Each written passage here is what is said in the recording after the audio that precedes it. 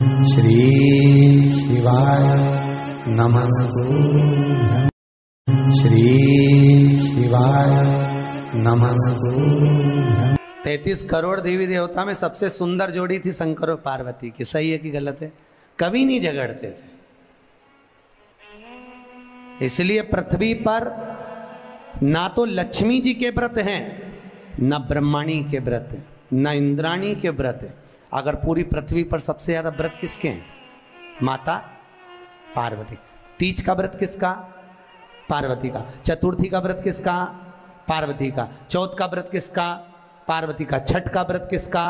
पार्वती का। जितने व्रत है सब माता पार्वती। गणेश जी मैया को प्रसन्न करने के लिए अष्ट रूप में धारण करते हैं। 8 रूप भगवान गणेश जी ने धारण किए। एक मयूरेश्वर गणेश, दूसरा सिद्धि विनायक, तीसरा बल्लालेश्वर, फिर वरद विनायक, फिर चिंतामणि, फिर गिरजात्मज, फिर भगवान गणेश विघ्नेश्वर अष्ट विनायक, फिर महागणपति। ऐसे गणेश जी के अष्ट नाम हुए। उस समय तिजोरी के अंदर जो गणेश की प्रतिमा रखी जाती है किस नाम से रखी जाती है? तो तिजोरी में हम जो गणेश की प्रतिमा रखते हैं वो वरद विनायक के नाम से रखते हैं। कौन सा गणेश? वरद। वरद विनायक के नाम से तिजोरी में गणेश रखते हैं।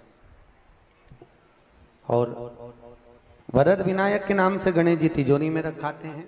आपको कथा में कहा था, घर में सीधी सूंड का गणेश और व्यापार व्यवसाय ऑफिस में उल्टी सूंड का गणेश होना चाहिए। वरद विनायक को तिजोरी में। जब मकान का गृह प्रवेश होता है तो गणेश जी की पूजन जो दरवाजे पर करी जाती है उसे सिद्धि विनायक गणेश कहते हैं।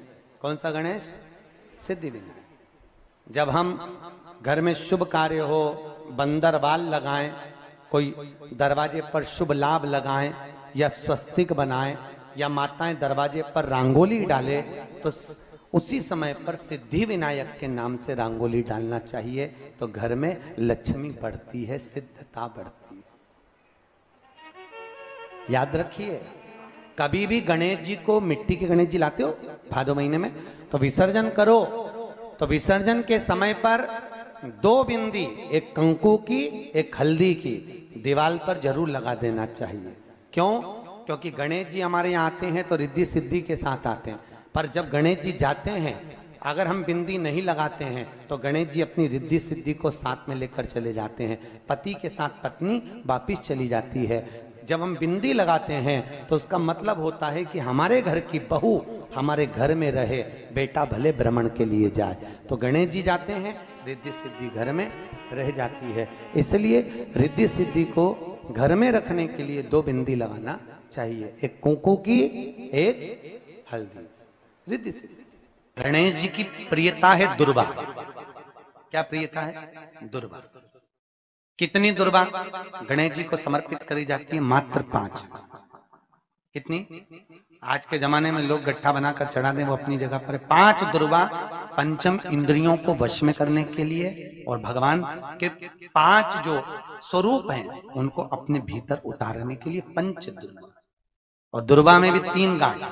जब दुर्वा समर्पित करी जाती है तो उसमें नीचे दुर्वा की डंडी पर गांठ रहती है, 3 छोटी छोटी गांठें होना चाहिए। चतुर्थी का जो व्रत करने वाली होती हैं, जो चतुर्थी का पूजन करने वाली होती हैं, उनके भीतर का एक भाव होता है कि जैसे ही शाम का समय आए चंद्रदेव का पूजन करें। चंद्र जब प्रकट हो जाए, कलश भर लिया, उसके नीचे आखा दाना रख दिया, चावल गेहूं जो भी आप रखते हो पूजन के लिए, ऊपर पात्र आदि रख दिया, जलाशय, फिर अपन ने घी का दिया लगाकर पूजन भी कर ली। तो जो चतुर्थी का पूजन करने वाली होती हैं, जो चतुर्थी का नियम व्रत धारण करने वाली होती हैं, बड़ी बड़ी चतुर्थियां करती हैं या उसका नियम धारण करती हैं, तो चतुर्थी का जो पूजन करती हैं वो किस चीज के लिए होता है? केवल संतान, पुत्र, परिवार, हमारा कुटुंब, हम जिस कुल में हैं, हमारा कुल वैभव की ओर बढ़े, संपदा की ओर बढ़े और उसकी आयु बढ़े,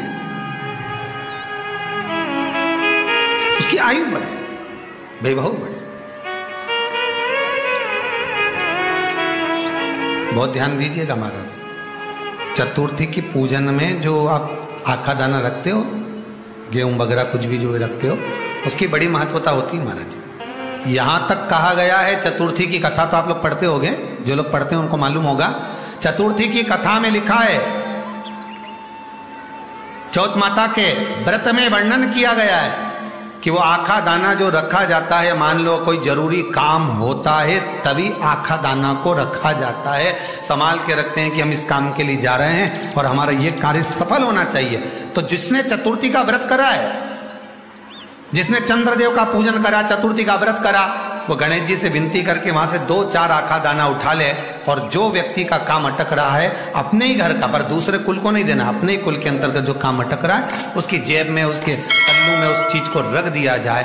तो चतुर्थी जो अगली आती है, जैसे आप महीने की करते हो तो महीने की, और आप जैसे करते हो कि 4 अलग बड़ी बड़ी चतुर्थी करते हो तो उसके अनुसार आपका कार्य सिद्ध होता ही है। उस आखे दाने का इतना महत्व होता है क्योंकि चतुर्थी का व्रत करने वाली माता जब व्रत करती है तो स्वयं चतुर्थी की कथा में लिखा हुआ है कि पार्वती जी गणेश जी से चतुर्थी की कथा बचवाती। चतुर्थी की कथा बाची किसने थी? स्वयं गणेश जी महाराज ने। और सुनी किसने थी? माता पार्वती। बाचने वाले गणेश जी थे, सुनने वाली माता पार्वती थी। तो चतुर्थी की कथा जब होती है तो उसको स्वयं गणेश जी बाच रहे हैं। तो व्रत कौन सुन रही है? माता पार्वती। और आपने जो आखा दाना लिया वो गणेश जी के भाव से लिया, गणेश जी से निवेदन करके, विनय करके, प्रार्थना कर उसको प्राप्त किया। जितने आस्था चैनल पर कथा सुन रहे हो, जितने फेसबुक और यूट्यूब पर सुन रहे हो, और जितने इस छत्तीसगढ़ की पावन धरा पर बैठकर सुन रहे हो, बहुत सावधानी से सुनना। एक छोटा सा कपूर का टुकड़ा जब आरती में जलाया जाता है तो ये कपूर क्यों जलाते हैं? इस कपूर का महत्व क्या है? इस कपूर का कारण क्या है? ये कपूर है कौन जिसको हम आरती में जलाते हैं? क्या जरूरत इस कपूर को आरती में जलाने की? क्या जरूरत इसको यज्ञशाला में जलाने की? क्या जरूरत है इस कपूर को पूजन में जलाने की? स्वयं गुरु बाबा कहते हैं, यदि कोई आरती में, पूजन में, घर में एक कपूर का टुकड़ा आरती के बाद में जब समर्पित करेगा तो उसको अश्वमेध यज्ञ का पुण्य प्राप्त हो जाएगा। अश्वमेध यज्ञ के पुण्य को पाने के लिए कपूर का टुकड़ा आज भी आरती में जलाया जाएगा। एक कपूर का टुकड़ा सुख का, इसीलिए हमारे यहाँ शास्त्र कहता है महाराज, जब आपको घर में अगर ऐसा लगने लगे कि 15 दिन से बहुत बेचैनी है, बहुत दुख तकलीफ लग रही है, कोई ना कोई बीमार पड़ रहा है, कुछ ना कुछ तकलीफें लग रही है, तो एक पीपल का पत्ता ले लो, उसके ऊपर एक कपूर का टुकड़ा ले लो, सारे घर में घुमाकर उसको दरवाजे के बीच मध्य में जलाकर रख दीजिए। थोड़ी सी जैसे 20 से 25 मिनट के अंदर मकान में एनर्जी वापिस आ जाएगी, उस भवन में एनर्जी वापिस प्राप्त हो जाएगी। 20 से 25 मिनट के अंदर एनर्जी वापस। लग रहा है कि यहाँ नेगेटिव है तो उसको पॉजिटिव बनाया जा सकता है। रात को 12 बजे शंकर जी के मंदिर में शिवलिंग पर चढ़ी हुई बेलपत्री को उठाकर शंकर मंदिर का शिखर देखकर चबा चबा कर खा लीजिए। आपके पाँव के घुटने बदलने की जरूरत नहीं पड़ेगी, ऑपरेशन की जरूरत नहीं। गणेश जी फिर ही कब रहते हैं? तो हमने कहा अब ये तुम्हारे ऊपर, हमको तो मालूम भी नहीं, हम तो अपॉइंटमेंट लिए भी नहीं उनसे, तो तुम्हें ज्यादा स्मरण हो।